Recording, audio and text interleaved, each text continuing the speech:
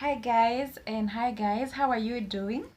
Welcome back to my YouTube channel. My name is Miss Karinge, and actually today the kind of a video that I'm doing, it's quite different from what I usually do. I don't know why I've decided to do so. It's because, for me personally, I'm a content creator, and sometimes I promise maybe to upload like 3 videos in a week, but unfortunately sometimes you get busy because it is not only content creation that we do. We've got our own work, we've got other things that we need to do, so sometimes we get busy. So I thought today I want to tell you something, and as I tell you that something, I'm not a very good storyteller. I'm preparing my dinner over here. I don't know how to call this in English. I might not be able to show you. This is kamande. I am preparing this kamande, and as I prepare it, I'm going to give you a story. And from this story, by the way, I'm hoping that you are going to learn something out of it. It is an experience that I had maybe 3 or 4 weeks ago. It's an experience that I had, and maybe I thought maybe you can learn something also. Yeah, you can learn something also. So guys, if it is your very first time seeing this face, please kindly subscribe. And do you know why you need to subscribe? Because here on this channel, under the name Miss Karinge, you are going to learn how you are supposed to import. You learn more about online jobs. You learn more about how you are supposed to market your business, your market research. And also, I'm hoping in the nearby future I'll be giving you some tips here and there about investment. I'm a finance graduate, so we might be talking something here and there. I might be younger than you, but trust you me, it's not about age. We can always learn from each other. I can learn from you and you can learn from me. So guys, I don't want this video to be very long. So this was my experience. This was my experience. So it came a day and I thought maybe I wanted to pay a supplier a certain amount of money, and mimi nikaamua method yenye nataka kulipa nayo supplier.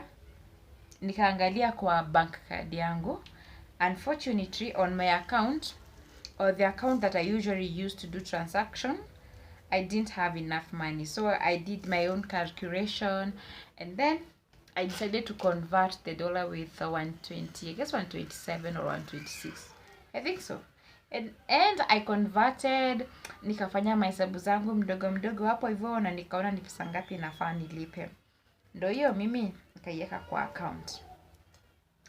And then I wanted to pay this supplier. Na nikaamua nataka kulipa supplier. So I went ahead to pay this supplier. When I went to pay, the first time ilikataa nilipe. Ikaniambia error. I guess it said error. The reason behind it, I have insufficient funds. Hai, nikasema what? Nikaamua by the way, wacha niongeze pesa hapa tena. It seems like as if this money is not enough. I remember niliongeza 2,000 Kenya shillings. That could be equivalent to around $20. Nikaeka again, ikaniambia tu hivyo hivyo. Nikaongeza another 2K again. Venye nilienda kulipa, bado ikasema error and insufficient funds. Mimi nikasema kwani leo I have never had this kind of an experience. It's my very first time. Nikashanga what is going on. And that's why I told you guys, we never stop learning. Every day we keep on learning, we make mistakes and we learn. So mimi nikashanga nikasema leo I think ni kama hii stuff iko na kisirani. I may not be able to pay the supplier by that time. And I remember it was on a Friday evening. So nikasema I might take a break and then maybe I will pay the supplier on Monday or maybe over the weekend. And I see where the problem is coming. Sijui kwa nini nakataa. So mimi after some few minutes I decided to go back to my account balance. Nikapata pesa imekatwa. Pesa imekatwa yenye nilifaa kulipa supplier. And then nikajiuliza, na si kitu ilisema error jamani. Kwani what has happened? So I decided to ask the supplier, by the way, pesa imefika side yako? Supplier ananiambia z. Hai, nikashangaa what. And then the unfortunate thing was this. As much as I had paid, I had not, usually I do receive an SMS ya kuniambia like I have successfully paid maybe to this and this account. Unfortunately, haikuniambia. So nikashangaa what has gone on. And napata kwa account yangu niko na negative. Yani hiyo pesa imetoka haiko. Supplier anasema haja receive, nikasema anyway, I will not get bothered. Let me just maybe give it an hour. Probably hiyo pesa maybe nisaidia supplier hai refract. So, and then that was it. I gave myself an hour, asked the supplier again, have you received the money? No.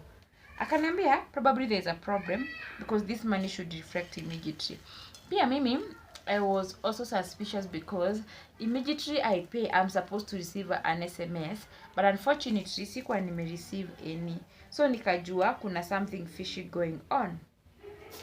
So, I decided to call my bank and I told them what was going on, and I have not received an SMS and my money has been deducted. So once I called the bank told me that the reason as to why I didn't receive this SMS, it's because the transaction was not complete. Nikamwambia nilikuwa nimejaribu like mara mbili ikakataa the same message, but how comes this time imekata? Do you know what they told me? Waliniambia it's because umefanya the same transaction, like the same amount zikuwa zimefuatana, that's why imekataa kumaliza. Ni kama suspect there's something suspicious going on, so that's why your transaction haijakuwa complete. So nikamuuliza, so where is the money? Akaniambia pesa imehang na imehang side ya supplier, but akaniambia if kama imehang it might come back after like 24 hours. So akaniambia the following day I should wait for that money to come, and just in case hiyo pesa haitarudi, then I will get no, I should contact the bank again and see what is going on. So then that was it.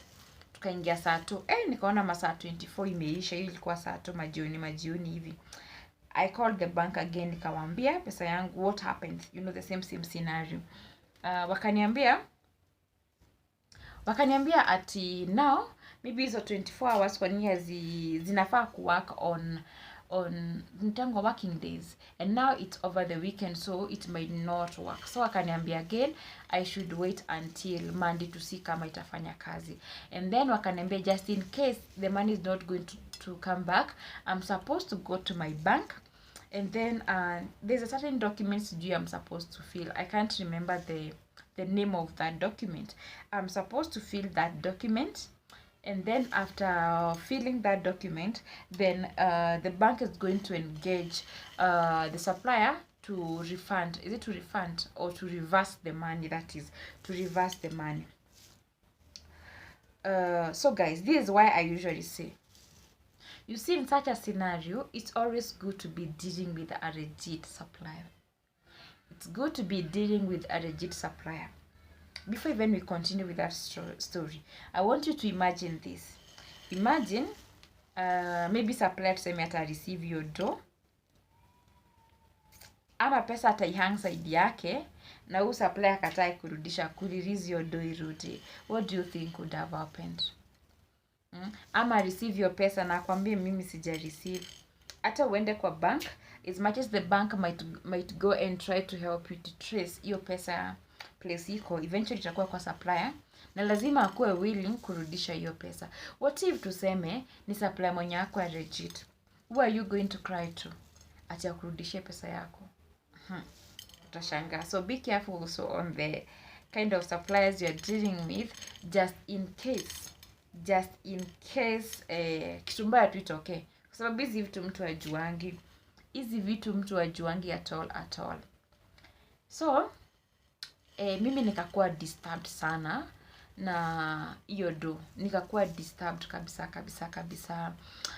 So I decided like maybe let me contact the support system and ask them about that transaction of my supplier. So nika contact the support system, tukaongea na wao, and they were very courteous by the way. Tuliongea na wao, nikawaambia how is my scenario, but unfortunately wakaniambia pesa haijahang side yao. They said that they cannot be able to see that money at all. Acha niwaambieni, by the way, nilishtuka yangu yote sana, nikasema bank wanasema pesa iko side yao, si ndio? Aya, mimi supplier naye anasema pesa haiko side yao na hakuna place wanaipata at all. Like I was tense, and nikasema hii sasa ni mimi na Mungu, and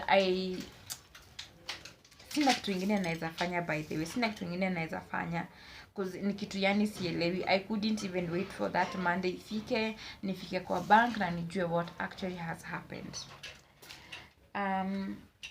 So when it came on Monday, on the following Monday I was very very busy, and as much as I was busy, place nilikuwa tunakaa nikikumbuka the scenario, and I feel like my mind should be there ama nilifaa kwenda bank, but unfortunately sikuwa na time ya kwenda bank cause I was very very busy.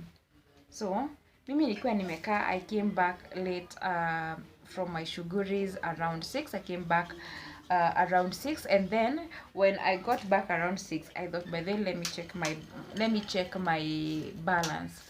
And then after I checked my balance, I realized silikuwa negative, ile pesa isharudishwa. Nilifurahia, like the money was returned. So it means pesa tu ilikuwa imehang tu mahali tu hivi kwa hewa, but fortunately my money was back, and then I was able to transact. So guys, this is the lesson that comes out of this story. Every time that you'll be dealing with a supplier, make sure that you are dealing with a very good and a legit supplier, just in case vitu zikose kuwork somewhere. Then the other lesson to learn from this story is just be aware of the conversion rate yenye inatumika in that particular day, na ukuwe na enough funds to avoid kitu yenye ili happen. Then in case ifail mara ya kwanza the transaction, just give it time, usikuwe na maharaka. That is my own, out of my story, that is what I came to learn. This is my own lessons, not anybody's lesson. Yeah. So guys, as usual, nawapeanga ka Chinese corner. See, maybe niwaambie how do we say eat food? How do we say eat food in Chinese? We say chi fan. Chi fan. Chi, of course, it means to eat. It's like a verb to eat. Chi, it means to eat, and then fan, it means a meal. It can also mean, mi fan is the rice. Yeah, it can also mean the rice. So chi fan is to eat a meal or eat some food. So I'm preparing my dinner, and then later I'm going to chi fan. I'm going to eat my meal. Guys, that is all for our today's video. If at all you haven't yet subscribed, make sure that you do subscribe. You want the consultation, you want a mentorship, then you can always get me through my contact, and then we can see how to go about it. I'll hold your hand and see how I can help you here and there. And I'm wishing you all the best in your entrepreneurial journey and in your business, and I wish you success in everything. Thank you so much guys for watching this video, and until next time, Zaijian. Bye bye.